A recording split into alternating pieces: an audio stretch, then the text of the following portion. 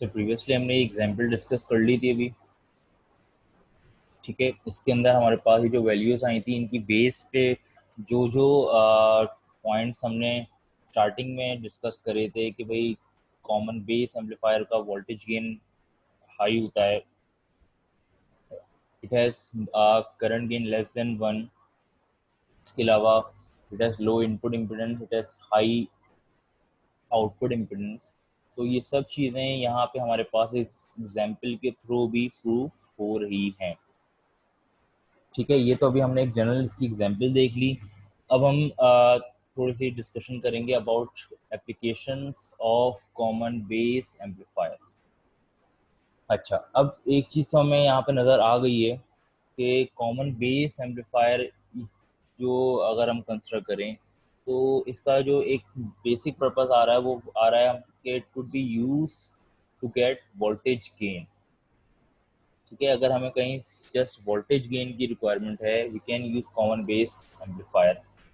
ठीक है, current gain अगर कहीं पे हमें क्या बोला गया है कि we don't need to increase the value of current but just value of voltage required है increase करना, तो उस सिनेरियो के अंदर हम कॉमन बेस एम्पलीफायर को यूज कर सकते हैं।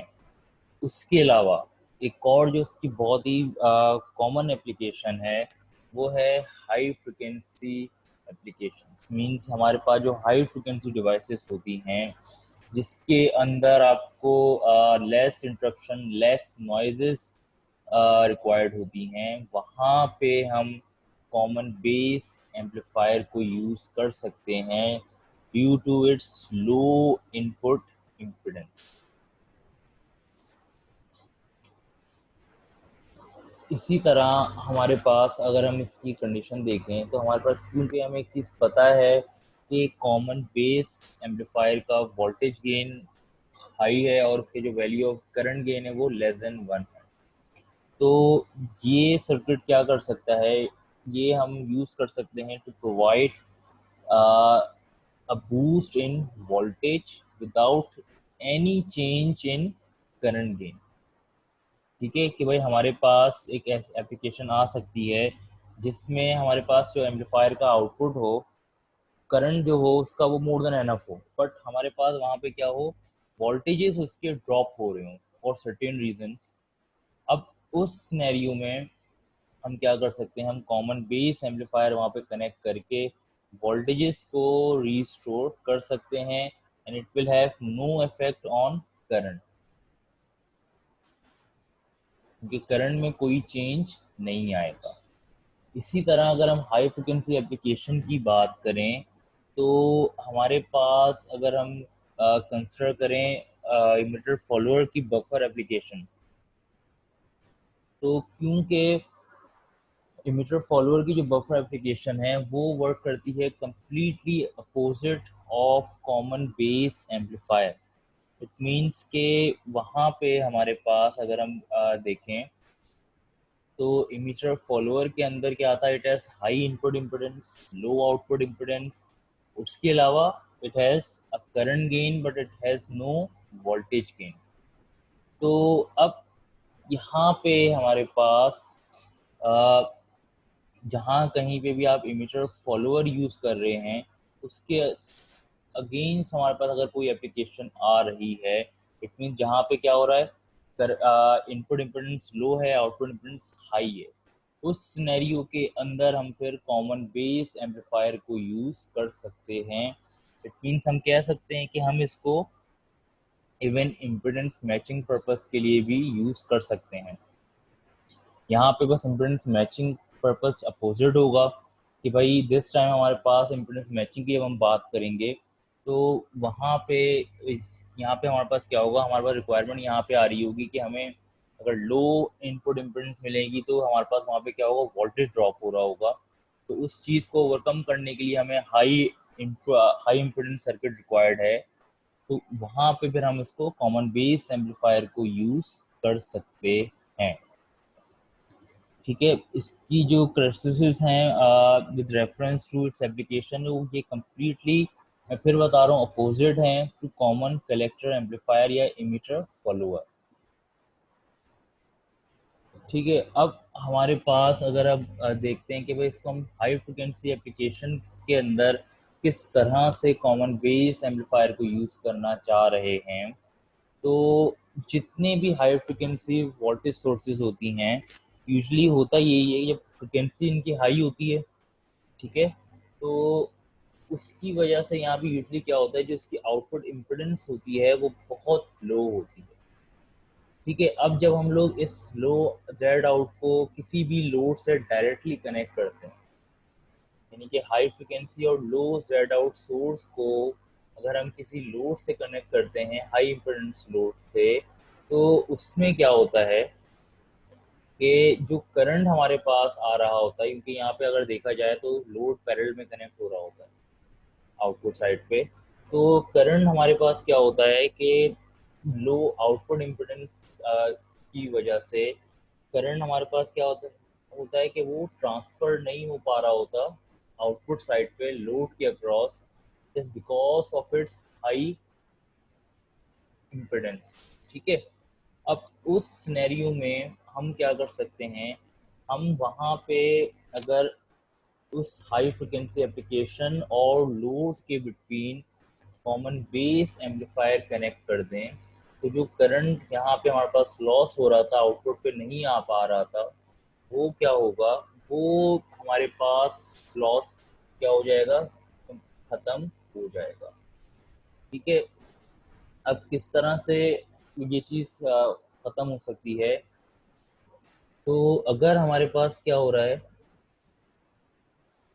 अगर सिनेरियो ये है कि हमारे पास जो इनपुट इम्पिडेंस है वो अगर क्या है, सोर्स इम्पिडेंस से क्या हो रही है, कम है, उधर भी हम कॉमन बेस एम्पलीफायर यूज करेंगे, क्योंकि अगर इनपुट इम्पिडेंस सोर्स से कम है तो जो वोल्टेज होगा, जो सप्लाई होगी, वो क्या हो जाएगी, वो सोर्स के ऊपर ज़्यादा ड्रॉप हो जाएगा, और जो आपकी इनपुट इम्पिडेंस होगी उस पर ड्रॉप कम होगा, जिसकी वजह से सिग्नल आपका क्या होगा, लॉसेस कैरी कर लेगा।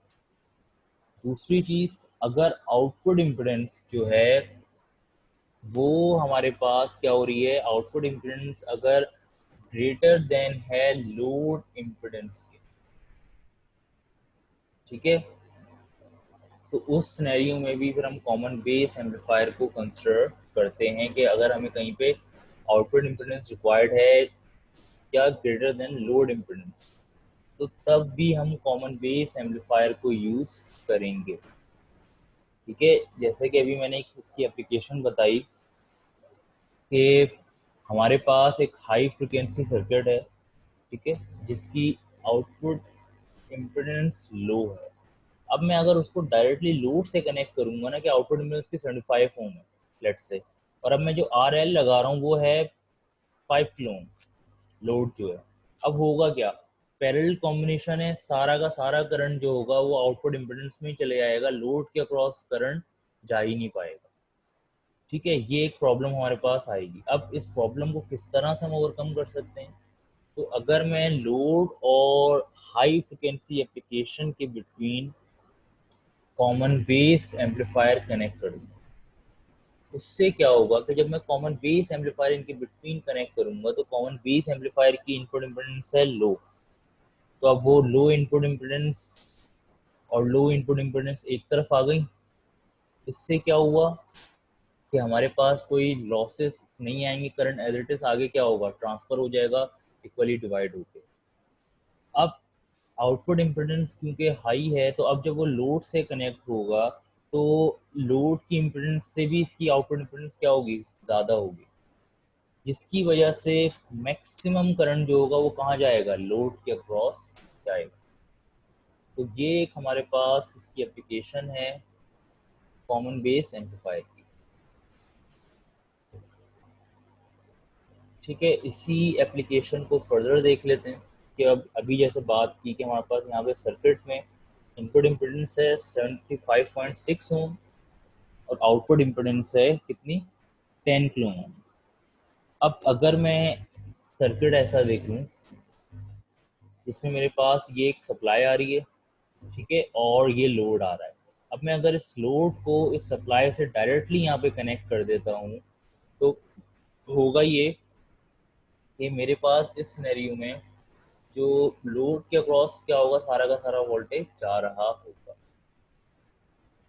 अब यहाँ पे ये जो कॉमन बेस एम्पलीफायर बीच में मैंने कनेक्ट करा है, इसका फायदा ये है कि अब मैं अगर यहाँ पे देखता हूँ तो जो भी वोल्टेज है वो इक्वली क्या होगा, इन दोनों पे डिवाइड होगा। अब ये वोल्टेज क्या होगा, ये वोल्टेज जब हमारे पास आउटपुट साइड पे आएगा तो यहाँ पे हम देख सकते हैं कि आउटपुट साइड पे अब ये जेड आउट की वैल्यू ज़्यादा है और जेड एल की वैल्यू कम है, जिसकी वजह से अब इसको अगर हम देखें ये पैरेलल कॉम्बिनेशन को रिप्रेजेंट कर रहा है। तो पैरेलल कॉम्बिनेशन में करंट ज़्यादा वहाँ पे जाएगा जिसकी रेजिस्टेंस कम होगी। तो अब जब अगर इस सिनेरियो को देखें तो यहाँ पे देखते हैं तो इसकी रेजिस्टेंस जेड एल की कम है जेड आउट से। तो अब मैक्सिमम करंट हमें क्या होगा, लोड के अक्रॉस मिल जाएगा। और यही हमारे पास बेसिक पर्पस है कॉमन बेस एम्पलीफायर की एप्लीकेशन का। ठीक है। इसके अलावा अगर हम बात करें कि और कौन कौन से फैक्टर्स हैं जिसकी वजह से हम इसको हाई फ्रिक्वेंसी सर्किट्स में प्रेफर कर रहे होते हैं, तो हमारे पास एक और चीज़ जो कॉमन बेस एम्पलीफायर में आती है वो ये कि क्योंकि हमारे पास बेस क्या हो रहा है, ग्राउंड हुआ है, जिसकी वजह से जब हम बात करते हैं स्टेबिलिटी की, तो इधर हमारे पास कॉमन बेस एम्पलीफायर की स्टेबिलिटी भी बहुत हाई है। रीज़न ये है कि हम इनपुट ले रहे हैं मीटर से, आउटपुट कलेक्टर से ले रहे हैं, तो इनपुट और आउटपुट में क्या हो रहा है, बहुत बड़ा कोई हमें डिफरेंस नहीं मिलेगा एम्पलीफाई होके। बिकॉज जो मेजर डिफरेंस प्रोड्यूस होता था वो होता था फ्रॉम बेस टू इमीटर। ठीक है। तो अब यहाँ पे अगर कोई आपके इनपुट में चेंजेस भी आते हैं तो उसका इफेक्ट हमारे पास ओवरऑल क्या होगा कि अगर आउटपुट सर्किट में कोई फर्क आ गया तो उसका इफेक्ट वापस इनपुट पे नहीं आएगा। सही। इसी वजह से नहीं आएगा कि भाई हमारे पास जो इम्पैक्ट है उसका वो ट्रांसफरेबल नहीं होता।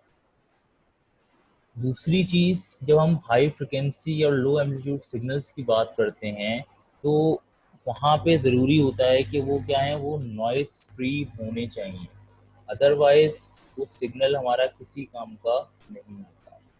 तो वो नॉइस जो है वो किसी भी सोर्स से प्रोड्यूस हो सकती है, इवन उस किसी एम्पलीफायर की इनपुट रेजिस्टेंस से।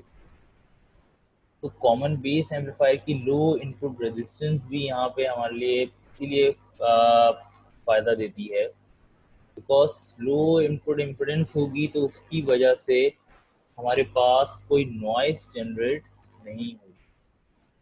ठीक है। तो ये हमारे पास इसकी बेसिक एप्लीकेशन थी कॉमन बेस एम्पलीफायर की। अब अगर हम इन सब का कंपैरिजन देखते हैं, यानी कि अभी तक हमने क्या क्या डिस्कस करा है। हमने सबसे पहले कॉमन इमीटर एम्पलीफायर डिस्कस करा, उसके बाद हमने इमीटर फॉलोअर डिस्कस करा। आफ्टर इमीटर फॉलोअर हमने एक और कॉन्फ़िगरेशन देखी थी जिसको हमने नाम दिया था Darlington emitter follower. And then हमने कॉमन बेस एम्पलीफायर अभी डिस्कस करा है। तो अगर हम वोल्टेज गेन की बात करें तो कॉमन इमीटर एम्पलीफायर का वोल्टेज गेन क्या था, मिड रेंज था। इमीटर फॉलोअर की बात करेंगे less than 1। Darlington emitter follower की बात करेंगे उसमें भी लेस देन 1 था। कॉमन बेस एम्पलीफायर की बात करेंगे तो उसका अभी हमने क्या किया है, मिड रेंज गेन निकाला है। करंट गेन की बात करते हैं कॉमन इमीटर के, तो करंट गेन कॉमन इमीटर के लिए मिड रेंज वैल्यू है। इमीटर फॉलोअर की बात करेंगे, यहाँ पे भी मिड रेंज आ रहा है।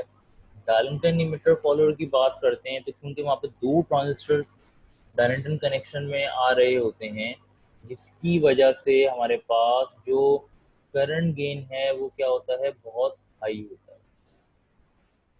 उसके बाद अगर हम कॉमन बेस की बात करें तो वहाँ पे करंट गेन था less than 1। Then power gain की बात करेंगे तो कॉमन इमीटर में क्योंकि वोल्टेज और करंट दोनों ही मिड रेंज लेवल पे हैं तो पावर गेन हाई है।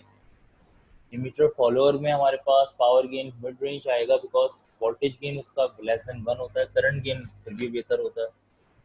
डाल्टन इमीटर की बात करते हैं, उधर हमारे पास पावर गेन हाई आएगा because of high current gain. और अगर हम power gain of common base amplifier बात करेंगे तो वो अगेन मिड रेंज वैल्यू होगी। इनपुट सर ये mid range power 3, high power 3 क्या है सर?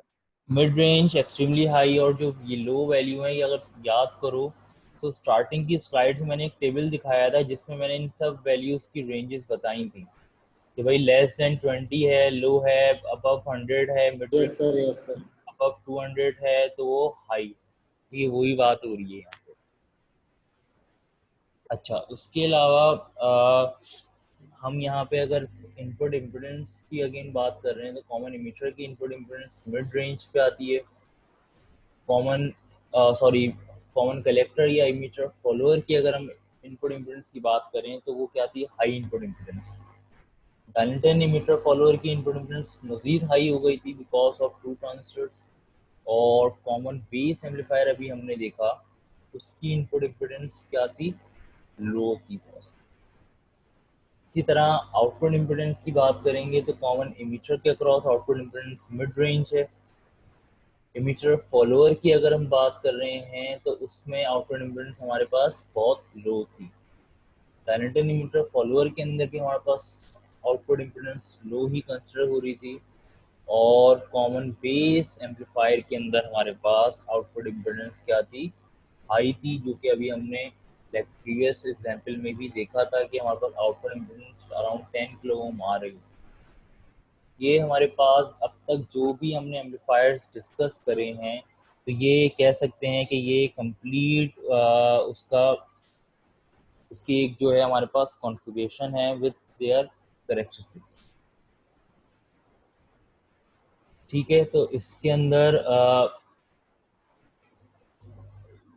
अभी तक हमने जितने ये पार्ट डिस्कस करी थी टाइप्स ऑफ एम्पलीफायर, ये उसकी कह सकते हैं कि उसकी एक समराइज्ड एक यहाँ पे आपके पास इंफॉर्मेशन आ रही है कि जो जो चीज़ें डिस्कस करी हैं ये उसकी समरी है।